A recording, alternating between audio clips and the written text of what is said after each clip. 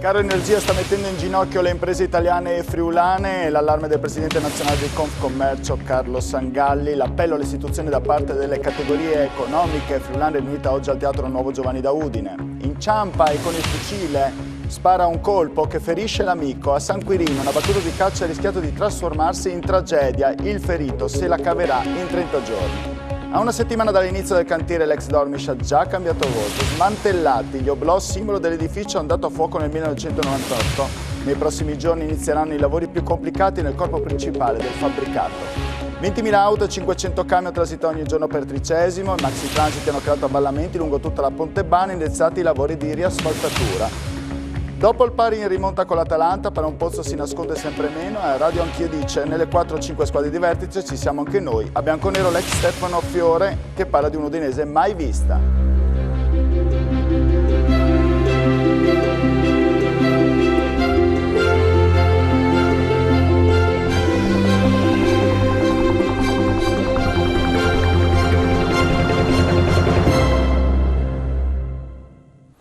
Buonasera, ben ritrovati con l'informazione di Telefriuli. Avete sentito quindi dai titoli, in questo inizio autunno sicuramente uno dei temi più preoccupanti è quello del caro energia, che sta mettendo proprio a rischio collasso numerose aziende in Friuli Venezia Giulia, ma anche ovviamente in Italia, a tal punto che oggi sono stati dati i numeri di questa crisi: 120.000 attività e 370.000 posti di lavoro a rischio. L'ennesimo grido d'allarme è stato lanciato dal presidente nazionale di Confcommercio in Friuli Venezia Giulia, ovvero Carlo Sangalli, per 2 cerimonie a Moimacco, stamattina a Villa dei Claricini, e la seconda al Teatro Giovanni da Udine. Sentiamo questo appello e questo grido d'allarme. È un momento molto difficile per l'economia italiana, che si trova a dover affrontare sfide importanti, ma anche gli imprenditori che sono riusciti a resistere alla pandemia ora si trovano di fronte a una situazione che necessita di interventi mirati. Il presidente nazionale di Confcommercio, Carlo Sangalli, ha analizzato la situazione, snocciolando numeri preoccupanti per il futuro del paese. Ci sono a rischio tantissime attività. Guardi, il nostro ufficio studi ha stabilito che se non si migliora la situazione sono a rischio 120.000 imprese che lasciano 370.000 posti di lavoro, e quindi è un momento veramente difficile, e noi abbiamo già chiesto al prossimo governo che come priorità ci sia questa prima emergenza, l'emergenza energia. Ci sono di fronte nuove e gravi emergenze, a partire per esempio dall'inflazione che ormai sfiora il 9%, ma soprattutto da questo insostenibile caro energia. Il messaggio che lei dà agli imprenditori stessi: siate resilienti, continuate a resistere come nella pandemia. I nostri imprenditori ci sono e danno questa profonda risposta in termini di resilienza, in termini di capacità di creare valore per il territorio, perché certamente sarà il sistema imprenditoriale che dovrà affrontare le nuove sfide, e prima di tutto questa sfida che è l'emergenza energetica. Il nuovo governo, insieme all'Europa, dovranno prendere decisioni che nel breve termine dovranno tradursi in aiuti concreti a favore dei cittadini e delle imprese, affinché questa fase non sia troppo dolorosa. E a dirlo durante il suo intervento nelle premiazioni del lavoro, che si è svolto questo pomeriggio al Teatro Nuovo Giovanni da Udine, è stato il presidente della Camera di Commercio di Pordenone Udine, Giovanni D'Apozzo. Con lui c'era anche il governatore Massimiliano Federica, che ha puntato invece sui dati positivi che rilanciano il Friuli Venezia Giulia. Sentiamoli entrambi. Il momento è complicato, evidenzierò anche alcuni dati positivi a luglio di quest'anno della nostra economia. Quello che sta succedendo lo conosciamo tutti, non c'è solo il problema dell'energia, l'inflazione, la carenza delle materie prime, tutto quello che poteva accadere. Però qui bisogna andare avanti, abbiamo superato la pandemia, ci dimenticavamo che eravamo tutti chiusi, le aziende erano chiuse, e anche questo è un momento particolarmente difficile, augurandoci che ci sia a livello internazionale un po' di buonsenso e si vada verso una ricomposizione soprattutto degli scenari geopolitici.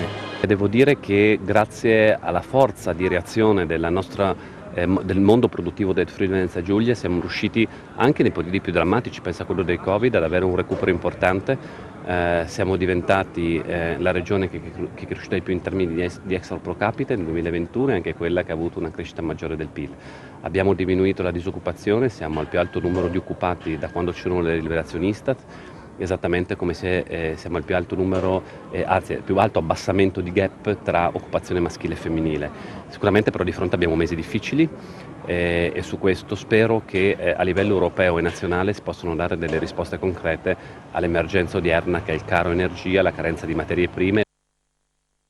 A Villa dei Claricini di Moimacco invece premiati 42 commercianti della provincia di Udine, individuati per la loro lunga carriera professionale a gestire per lo più piccoli negozi. Vediamo. Sono 42 i maestri del commercio premiati a Villa dei Claricini Dornpacher di Moimacco nell'ambito dell'evento organizzato da Confcommercio 50 e più. La manifestazione, dopo 2 anni di stop a causa del Covid, intende in questo modo riconoscere passione, professionalità e territorialità ritenuti, come ha sottolineato il presidente di Confcommercio provinciale di Udine, Giovanni D'Apozzo, i 3 valori fondamentali del piccolo commercio. Concetto ripreso dal presidente nazionale di Confcommercio Carlo Sangalli, intervenuto alla cerimonia, nel corso della quale ha sottolineato il valore sociale delle attività del terziario in un territorio fatto di tanti piccoli paesi, anche di montagna. Alcuni dei premiati, ha ricordato il presidente dell'associazione 50 e più Guido De Michelis, hanno anche oltre 50 anni di attività e servizio con esperienza da non disperdere e ignorare, anche se su di loro incombono nubi scure, come raccontato da uno dei premiati, a causa dell'incremento dei costi dell'energia. E anche il mio costo è venuto fuori sulle 7.000, no? Che si pagava un 2008, 3.000, no? Sono arrivati a 7.000 raddoppiati e non si sa dove si fermano. Questi qua sarebbero i nostri guadagni, stiamo lavorando per queste cose qua. E allora noi cosa dobbiamo fare? Dobbiamo stringere i denti sperando che si aggiusti qualcosa. Si cercherà di fare orari ridotti, di spegnere tutto quello che si può, ma questo non è il motivo giusto per fermarsi. Noi come Regione Friuli Venezia Giulia abbiamo fatto una serie di misure, non ultimo il bando che si aprirà nei prossimi giorni di 40 milioni di euro, al fine di, come dire, poter aiutare in parte, ci mancherebbe altro, in parte queste imprese.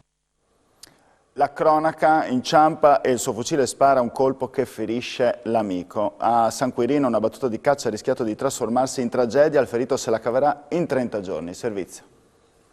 Una battuta di caccia ha rischiato di trasformarsi in tragedia a causa di un colpo partito accidentalmente da un fucile. Momenti di apprensione sabato pomeriggio in via Toffoli a San Quirino, quando è arrivata la richiesta di soccorso per un cacciatore ferito. I rilievi dei carabinieri del radiomobile di Sacile hanno permesso di ricostruire la vicenda. Un 66enne aveva accidentalmente colpito al polpaccio l'amico 62enne, entrambi di San Quirino. Il colpo sarebbe partito perché, mentre stavano attraversando un campo di mais, il 66enne era inciampato e cadendo aveva accidentalmente azionato la leva di sparo.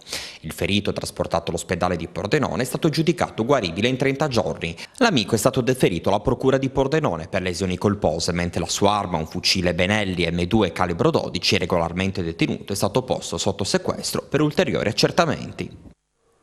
L'amministrazione regionale del Friuli Venezia Giulia si unisce al cordoglio delle famiglie delle vittime del gravissimo incidente verificatosi venerdì pomeriggio sull'autostrada A4, una tragedia che non ha risparmiato nemmeno l'ultima persona coinvolta, rendendo purtroppo vano l'incommiabile sforzo dei sanitari che hanno fatto l'impossibile per salvarla. A dirlo è il governatore del Friuli Venezia Giulia, Massimiliano Fedriga, in merito al decesso anche dell'educatrice della cooperativa Cuore 21 di Riccione.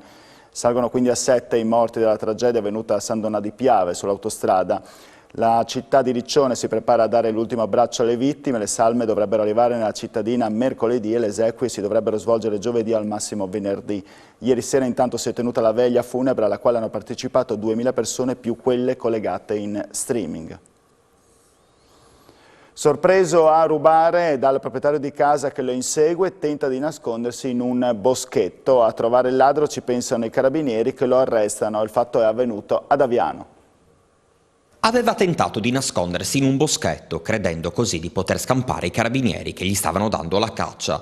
Per un 22enne cittadino italiano di origini dominicane, però, sono scattate le manette dopo che, sorpreso a rubare dal proprietario di un'abitazione in via Alberedo di Aviano, era riuscito a scappare. Il ladro, dopo aver rovistato nelle stanze, aveva sottratto un orologio, un telefonino e una carta bancomat. Il proprietario, che l'ha sorpreso sul fatto, l'ha inseguito per un tratto, ma poi ha dovuto desistere, così ha chiamato i carabinieri. La pattuglia della stazione di Aviano, intervenuta in pochi minuti, ha cominciato subito le ricerche e, grazie alla descrizione fornita dalla vittima, ha intercettato il 22enne in via dei Menegoz mentre tentava di nascondersi. In suo possesso è stato rinvenuto e subito restituito al legittimo proprietario quanto precedentemente rubato nell'abitazione, nonché altri oggetti, tra cui dei monili in oro, sui quali sono in corso indagini per accertamenti della provenienza. Prosegue il flusso migratorio della cosiddetta rotta balcanica. Solamente questa mattina ben 110 persone, tutte prive di documenti, sono state rintracciate in regione a pochi chilometri dal confine con la Slovenia, la maggior parte nella zona di San Dorligo della Valle. Individuali sono stati gli agenti della Polizia di Frontiera, gli uomini dell'esercito italiano, impegnati nel monitoraggio quotidiano nella zona posta a ridosso degli ex valichi. Si tratta per la maggior parte di cittadini afghani, ma anche di cittadini indiani o partiti dal Medio Oriente. Praticamente tutti hanno chiesto asilo politico. Le forze dell'ordine li hanno intercettate in piccoli gruppi e alcuni di loro però si sono anche presentati direttamente ai commissariati.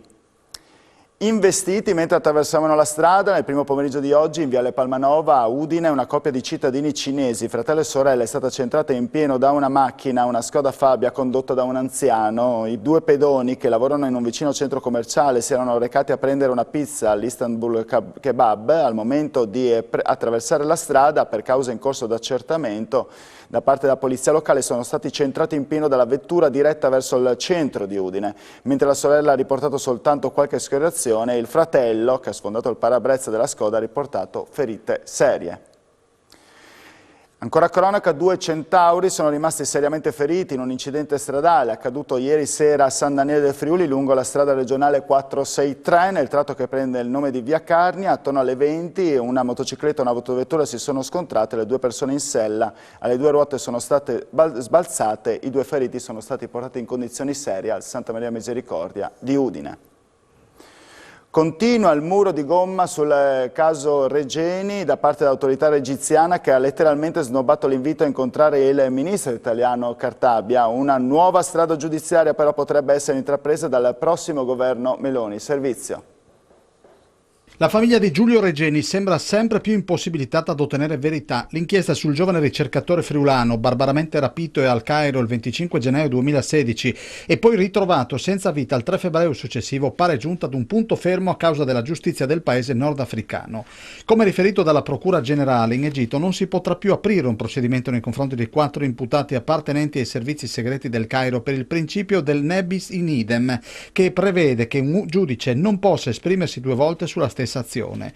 Resta dunque valido solo quanto contenuto nel decreto di archiviazione firmato dai magistrati egiziani nel dicembre scorso. A riferirlo è stato il capo dipartimento per gli affari giustizia Nicola Russo nel corso dell'udienza avvenuta davanti al GUP di Roma nella giornata odierna. Il procedimento resta sospeso e sarà aggiornato il 13 febbraio 2023.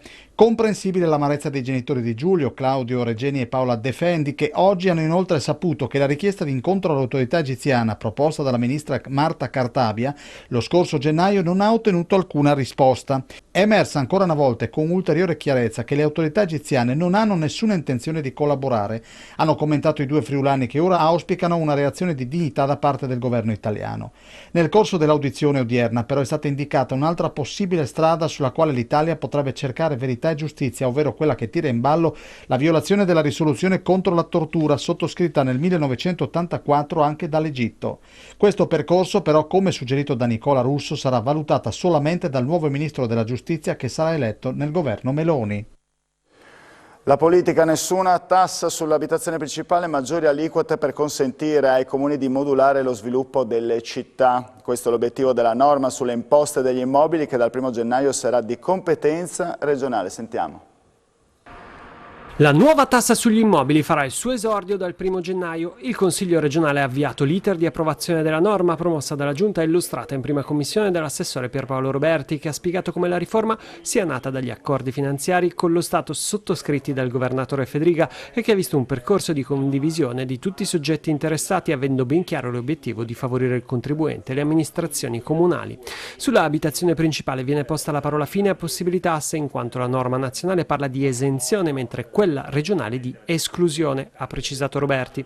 Restano le aliquote dello 0,5% per le abitazioni principali di lusso, dello 0,1% per i fabbricati rurali a uso strumentale, esenzione per i beni merci, dello 0,76% per i terreni agricoli, a meno che non siano esenti, dello 0,86% gli altri immobili. Viene poi inserita a livello regionale l'aliquota dello 0,86% per i fabbricati abitativi diversi dall'abitazione principale, per le aree edificabili e per i fabbricati strumentali all'attività economica. La scelta è stata fatta per poter tarare meglio eventuali interventi sull'IMU. Grazie a questa modularità, ha sottolineato Roberti, i comuni possono attuare politiche fiscali mirate a specifiche categorie di immobili nel rispetto della normativa in materia di aiuti di Stato. Inoltre si prevede che i comuni mantengano la possibilità di manovrare le aliquote in aumento e in diminuzione nei limiti previsti dalla forchetta stabilita dalla normativa statale, ha concluso l'assessore. Piccola gaffa ieri per Deborah Serracchiani, che nel giorno dell'anniversario della tragedia del Vajont sui social ha parlato di diga crollata. Il giorno dopo sono arrivate le scuse, sentiamo. Un errore grossolano e subito dopo le scuse. L'anniversario per la tragedia del Vajont, che ricorreva ieri, non è stato sereno per Deborah Serracchiani, che proprio ieri in un tweet aveva ricordato la tragedia parlando di crollo della diga. Apriti cielo, in poche ore commenti ironici si sono susseguiti in quanto, ovviamente, la diga non ha ceduto ma è rimasta integra. Qualcuno le ha anche contestato il passaggio, una ferita dolorosa per il Friuli Venezia Giulia e per l'Italia intera, in quanto la quasi totalità delle morti è avvenuta in Veneto. La stessa Serracchiani oggi ha chiesto scusa, eliminando il tweet incriminato, ricordando inoltre le tante visite sul luogo fatto da presidente di regione. Va precisato invece che alcuni, tra cui anche delle testate giornalistiche, hanno parlato di un errore di collocazione della diga del Vajont in quanto in Veneto, ma questo è un errore abbastanza grave perché la diga è sul suolo del Friuli Venezia Giulia, così come i comuni di Erto e Casso, a differenza di Longarone, che è ovviamente in Veneto. Di certo, da parte di tutti, non un bel modo per ricordare una tragedia così grave. Veniamo ai dati di oggi della pandemia. I nuovi casi sono 425, ricoveri in terapia intensiva sono 11, le persone ricoverate in altri reparti 237, si registrano 2 decessi a Udine. Il vicepresidente della regione, Riccardo Riccardi, fa il punto sulla situazione Covid. In questo momento crescono i contagi, ma non la richiesta ospedaliera in un contesto che era previsto visto l'arrivo dell'autunno. Servizio. Stiamo osservando un rialzo dell'infezione.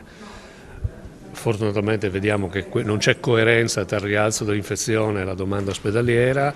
La domanda presenta naturalmente anche ospedaliera un lieve rialzo, ma in questo momento noi continuiamo a osservare il fenomeno, sicuramente avendo molti più, i nostri sanitari hanno delle conoscenze molto superiori rispetto al passato, quindi come sempre non bisogna creare allarmismi, ma nello stesso tempo non bisogna sottovalutare un fenomeno che si sta ripresentando. Nessuna sorpresa sulla crescita dei contagi, resta poi l'appello ad aderire alla campagna vaccinale, in particolare per le persone fragili. Io penso che la vaccinazione sia, lo ripeto, una risposta di sicurezza, e poi anche alle persone anziane noi dobbiamo garantire le condizioni di normalità. Questo è uno sforzo che dobbiamo fare e dobbiamo renderle sicuramente protette e riportare le condizioni di vita alla normalità, perché questa è, non possiamo pensare di essere condizionati dopo tutti questi anni l'intera società e quindi a partire anche da loro.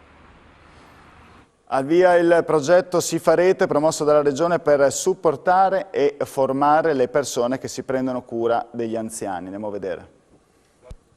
Si chiama Sifarete ed è il progetto pilota a livello nazionale sostenuto dalla Regione con 1,2 milioni di euro per supportare le persone anziane e i caregiver e rendere la società più preparata a prendersi cura degli anziani grazie anche all'intervento di formazione delle associazioni di volontariato che lavorano nel settore.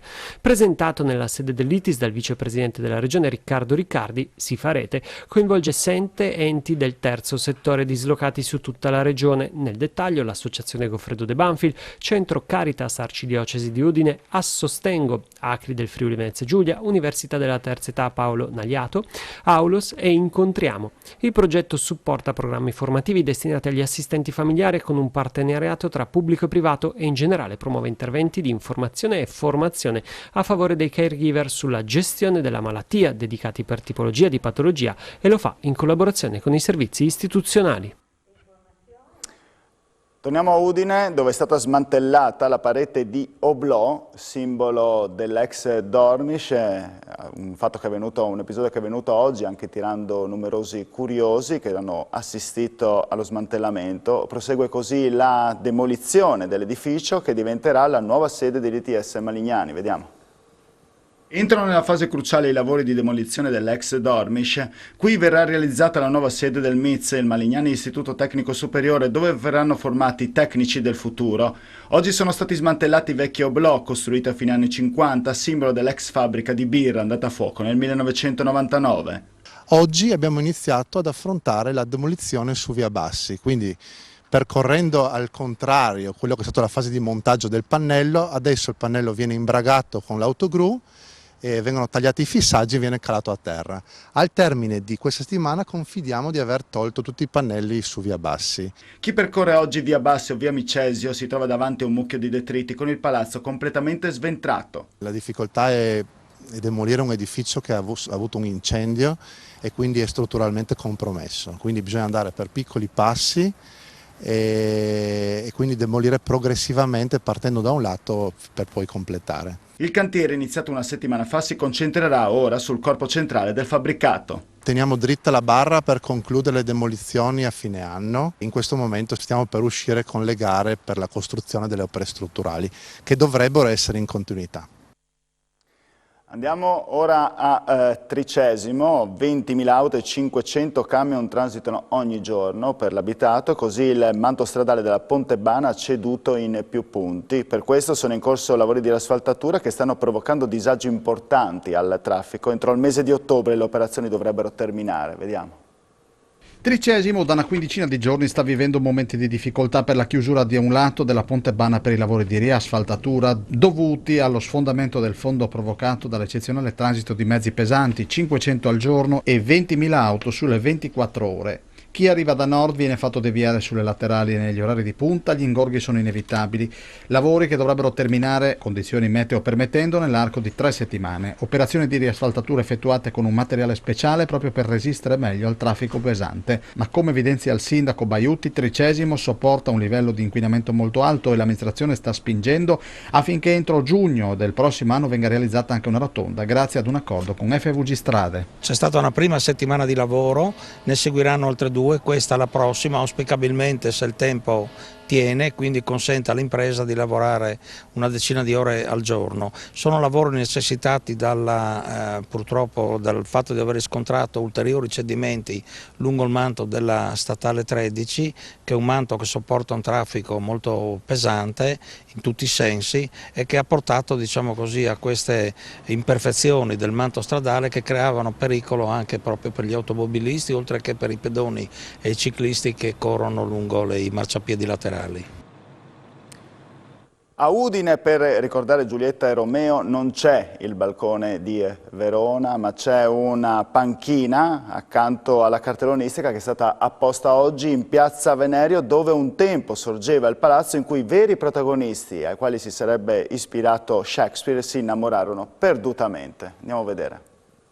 Pare ormai appurato che Shakespeare scrisse la famosa tragedia Giulietta e Romeo ispirandosi a una novella di Luigi da Porto, che scritta intorno al 1524 fu pubblicata per la prima volta nel 1530-1531.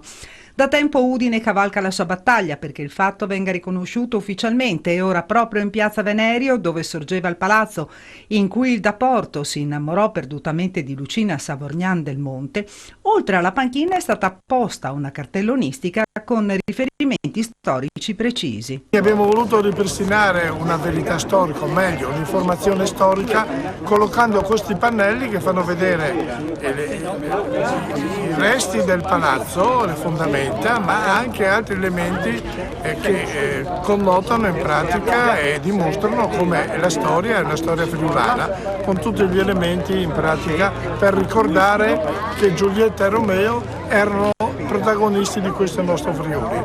È una cosa a cui siamo molto orgogliosi, andiamo molto orgogliosi e vorremmo che anche poi i turisti quando vengono a Udine scoprano anche questa bella novità di essere nella città dove fu ambientata la storia dei grandi innamorati Giulietta e Romeo.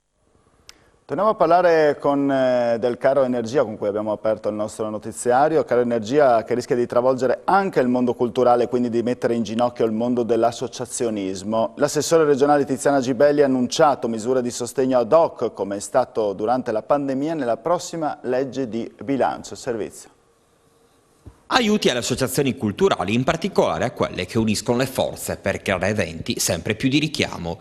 I rincari energetici rischiano di affossare anche la dimensione culturale del Friuli Venezia Giulia, oltre a quella produttiva, ed è per questo che oggi l'assessore regionale Tiziana Gibelli ha annunciato l'intenzione dell'esecutivo del presidente Massimiliano Fedriga di prevedere nella prossima legge di bilancio aiuti economici proprio a favore del mondo associazionistico. Io sono confidente che nella legge finanziaria, quando si prenderanno in considerazione i provvedimenti per le imprese, esattamente come è successo ai tempi della pandemia, tra le imprese verranno inserite le imprese culturali e creative. Il nostro sistema culturale è un sistema di imprese, piccole imprese, però di imprese che sono solide anche finanziariamente. Gibelli, nonostante il periodo nero, è convinta che i problemi possano essere superati. Credo che riusciremo a scavallare anche questo problema. Torna per la sua 31esima edizione il Festival Internazionale di Musica Sacra con 16 appuntamenti, sarà itinerante, indagherà sul tema del figlio, ricchissimo per i richiami teologici e sarà ricco di anteprime. 16 concerti dal 27 ottobre al 17 dicembre, un programma scandito da molte prime esecuzioni assolute e da collaborazioni con prestigiose istituzioni musicali. Sono questi i principali ingredienti della 31esima edizione del Festival Internazionale di Musica Sacra, che indaga in musica la portata storica e artistica del Filius. Il cartellone spazia fra le partiture della profonda connessione con la spiritualità, nell'accezione sia laica che religiosa, ad opere contemporanee del Novecento. Il festival guarda molto alla contemporaneità. Primo perché ci saranno 5 prime esecuzioni assolute, secondo perché gran parte del repertorio è dedicato a quel periodo che noi chiamiamo il Novecento storico, quindi composizioni di Gubaidulina, di Britten, di Messiaen, eccetera. L'inaugurazione del festival è in programma giovedì 27 ottobre nel Duomo di San Marco a Pordenone. Un festival che certamente guarda alla tradizione, alla nobile tradizione della musica dedicata al sacro, al mistico, allo spirituale della tradizione occidentale, ma che guarda anche al futuro. Il direttore dell'Arlef, William Cisilino, è stato insignito sabato scorso a Cagliari del premio Ondras. Assieme a lui sono stati premiati il catalano Carles Duarte, già braccio destro del presidente della Catalogna Jordi Pujol e poeta, la ladina Ruth Bernardi, docente universitaria e scrittrice, e alla memoria il sardo Paolo Pillonca, grande intellettuale e scrittore sardo. Il premio, il cui nome prende spunto dalla parola in lingua sarda Ondra, uguale, ovvero onore, è organizzato da Acri Sardegna e dalla Fondazione Sardegna per riconoscere le personalità sarde, italiane e europee che si sono distinte difendendo le lingue minoritarie. Il premio Cisilino è stato dato sia per l'ultraventennale attività di promozione della lingua friulana, sia per l'attività giornalistica e letteraria in marilenghe culminata lo scorso anno con la pubblicazione del libro Dizionari Bastian Contrari delle lingue furlane, dopo le fortunate raccolte della rubrica domenicale sul Messaggero Veneto. Questa è la motivazione della giuria per l'attivismo profuso a favore della lingua friulana, anche tramite la pubblicazione sul principale quotidiano friulano di una seguitissima rubrica in lingua friulana, e per la capacità di avere un occhio alle parole e un altro al mondo, elementi che lo portano a guardare con disincanto gli avvenimenti più stuzzicanti della sua terra, alla continua ricerca della vera anima del Friuli. E a seguire ci sarà il nostro notiziario sportivo, si parlerà ovviamente dell'Udinese, dopo l'impresa, la rimonta di ieri contro l'Atalanta. Sentiremo Paron Pozzo che ha detto a Radio Anch'io: nelle 4-5 squadre di vertice ci siamo anche noi. A bianconero stasera invece l'ex Stefano Fiore che parla di una Udinese mai vista. E con questo è tutto, vi ringrazio per la vostra cortese e fedele attenzione e vi auguro buona serata a tutti.